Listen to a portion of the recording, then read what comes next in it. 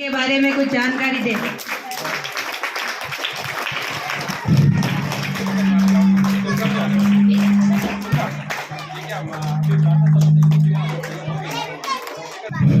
माँ सरस्वती को वंदन। सम्मानित स्टाफ साथियों, प्यारे बालक बालिकाओं, नो बैग डे कार्यक्रम आज फिर धूमधाम से मनाया जा रहा है और पूरा का पूरा संचालन कक्षा 12 की जो बालिका है उनके द्वारा किया जा रहा है। हेड गर्ल अभी थोड़ी बीमार है तो कोई बात नहीं, दूसरी भावना वगैरह भी बहुत अच्छा संचालन कर रही है। तो आपको सबसे पहले नो बैग डे की बहुत बहुत बधाई, शुभकामनाएं। और आज की जो थीम है, मैं वैज्ञानिक बनूंगा, ये बहुत बड़ी थीम है।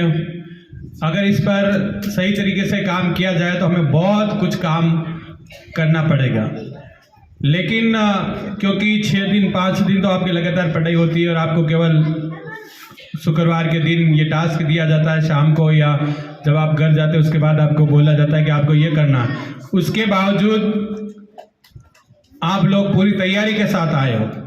सुबह जब हम प्रातः सभा में आए थे तो यहाँ पर इंद्रजी सर भी बता रहे थे और वास्तव में एक ऐसा लग रहा था कि आप विज्ञान के क्षेत्र में कोई न कोई काम कर रहे हो।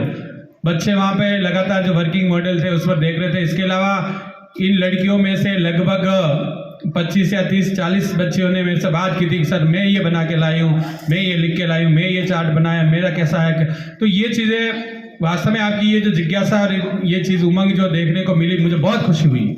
यही तो हम चाह रहे थे कि राज्य सरकार और शिक्षा विभाग का यही तो प्रयास है कि आप विज्ञान की तरफ मुड़ो, आपकी थिंकिंग के अंदर वैज्ञानिक थिंकिंग आपके अंदर आए, आपको काम करने की जो शैली है वो वैज्ञानिक शैली बने। वैज्ञानिक क्या होते हैं, कभी भी हर परिस्थिति में, कैसी भी परिस्थिति हो, वो कभी हार नहीं मानते। उनके काम करने की एक शैली होती है कि उनके सामने जो समस्या आ गई, एग्जाम्पल के तौर पर कोविड-19 पूरे विश्व के अंदर जब कोरोना फैला तो एक बहुत बड़ी विकराल समस्या से पूरा विश्व जूझ रहा था। उस समय भी वैज्ञानिक अपना काम लगातार कर रहे थे। तो वैज्ञानिक का काम होता है कि जो भी समस्या है उसका निर्धारण करना, उस समस्या के समाधान के लिए क्या क्या हो सकते हैं वो आंकड़े एकत्रित करना, अपनी परिकल्पना बनाना, उनको सिद्ध करना प्रयोग द्वारा, फिर एक नई धारणा देना, एक नई अवधारणा देना और एक नया प्रयोग करके दुनिया के सामने बताना। तो जब कोविड-19 से लड़ रहे थे तो उन्होंने अपने प्रयोग जारी रखे। सभी के डेटा, जो विश्व के फटाफट डेटा उन्होंने विश्व स्वास्थ्य संगठन के माध्यम से, WHO या दूसरे संगठनों के माध्यम से फटाफट इकट्ठे किए, प्रयोग शुरू किए, नई परिकल्पनाएं बनाई और समाधान दिया और एक टीका बना करके पूरी दुनिया को दिया। भारत के वैज्ञानिकों ने भी दिया, विश्व के वैज्ञानिकों ने भी दिया। तो ये लगातार काम करने का एक तरीका होता है।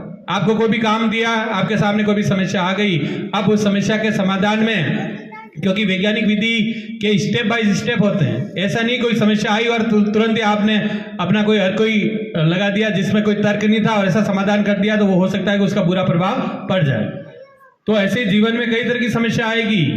आपके घर में भी कोई बीमार हो गया, अब आपको क्या सही फैसला लेना है, बीमार हुआ उसका क्या क्या हो सकता है, आपके पास में कौन सा पूर्व अनुभव है, कैसे जोड़ते हो उसका समाधान करोगे, कैसे उसका सही वैज्ञानिक तरीके से इलाज कराओगे, वो है। तो आपकी शैली के अंदर, आपकी जीवन शैली के अंदर विज्ञान होनी चाहिए कि हम किसी भी समस्या का समाधान वैज्ञानिक विधि से करेंगे, स्टेप बाय स्टेप करेंगे, तब सही समाधान होगा। बाकी उटपटांग काम तो खूब होते हैं, उसके कोई परिणाम भी नहीं आते हैं। उटपटांग काम केवल दिखावे के लिए हो सकते हैं, उनके कभी भी सार्थक परिणाम नहीं आएंगे अगर उसको स्टेप बाय स्टेप, जिस चरण में, अगर जिस तरह से होना चाहिए, अगर उसने आप वैसा आपने नहीं किया। क्योंकि विजन जो होता है आपके दिमाग के अंदर है। जैसे ये नो बैग डे का कार्यक्रम आपको सौंपा, लड़कियों को सौंपा कि आपको ये मंच सजाना वगैरह जो भी है, इन्होंने फटाफट से मुश्किल से 5-10 मिनट का आपको ब्रेक दिया। उसके दौरान सभी व्यवस्थाएं पूर्व अनुभव पर आधारित है वैसे तो, लेकिन कितनी जल्दी की, क्योंकि इनके दिमाग में विजन था हमें किस जगह पर क्या करना, कैसी तस्वीर बनानी।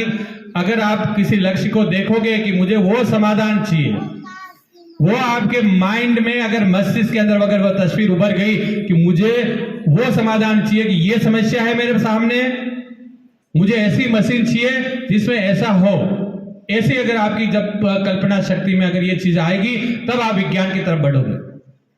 जो आपको काम दिए, जैसे वर्किंग मॉडल बनाने के लिए, सभी नहीं बना सकते, कोई बात नहीं, लेकिन जिनके पास था ऐसा, उन्होंने कोशिश की है। चार्ट जो आप बना सकते हैं लगभग सब बना के लाए। निबंध आप लिख सकते हैं। मैं घर गया था कल, किसी ने कहा था सर मैं निबंध लिख सकता हूँ या लिख सकती हूँ, तो मैंने कहा चलो आपको ये भी फ्री है, आप विज्ञान के संबंध में अगर कोई नई चीज को निबंध के द्वारा बता सको, लेख के द्वारा बता सको, तो वो भी स्वीकार्य है।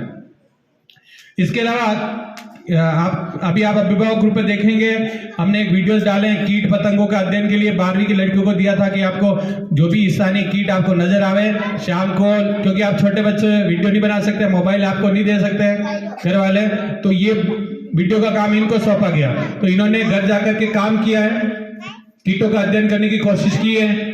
छोटे मोटे कीड़े मकोड़े जो भी देखे उनको, उनके बारे में गूगल से या कहीं से भी आंकड़े जुटा करके उसको एक नया रूप देने की कोशिश की। और क्योंकि अध्ययन किसी का भी हो, किसी भी विषय का अध्ययन हो, उसके संबंध में मेहनत करनी पड़ती है।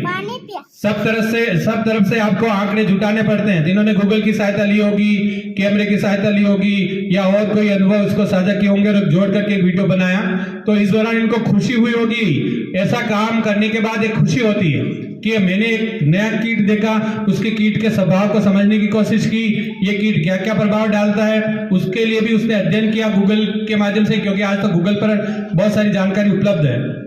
या सर की मदद से या किसी भी मार्गदर्शक की मदद से अगर आपने कोई भी अगर नया संकलन या नया रिकॉर्ड तैयार किया है तो आपको बहुत खुशी होती है। तो ऐसे काम करो, आप विज्ञान क्षेत्र में आप काम कर सकते हो। हम क्योंकि एक छोटे से गांव में रहते हैं, यहाँ पर छोटी मोटी अपने पास खेत की जोते हैं, वहां पर भी आप नए नए प्रयोग कर सकते हो। बड़े